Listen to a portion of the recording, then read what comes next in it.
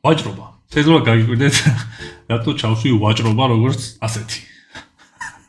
დაშოშია ვაჭრობა. მაგრამ რამდენიმე იუთუბერი მინახავს ცხოვრებაში, ვინც იმიტომ გაიჭერდა, რომ ვაჭრობა ვერ დაამუყამა, ან არ დაამუყამა. თან სასაცილო ვაჭრობა აქ რო არის ასე, მაგრამ მართლა ანუ როგორი რაღაცა ხდება იცით?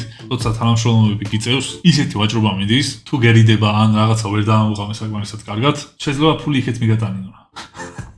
შენ გაარეკლამო და კიდე იქით გადავხადო თანხა. მე სადღაც 1-2 წლის წინ დავიწყე მაგის დამუყანება, მივხვდი რომ ვერ გადარჩებოდი სხვანაირად, იმიტომ რომ მერიდებოდა თანხაზე რო ვეთყოდი რაღაცას და მე ცოტა ნაკლებს მეტყოდნენ, აი მეთქი გაიჯანდაოს და რაღაცა და მერიდებოდა, მაგრამ ჩემი აზრით ეს არის ის კრიტერიუმი, რომელიც მე რამდენიმე თვის წინ დავხვეწე. თან ვაჭრობაში ახლა ტოპი დაუწერო საკუთარ თავს. ძალიან რაღაცნაირი Wall Street-ის გელი უნდა იყო ანამე. ეგრე არ ვარ, მაგრამ თუ რაღაცა საქართველოში გადავხედავთ ახლა რა მდგომარეობა კონკრეტულად ამ წელიწადის ამ თვეში ბაზარზე შეიძლება ვიყო ტოპი.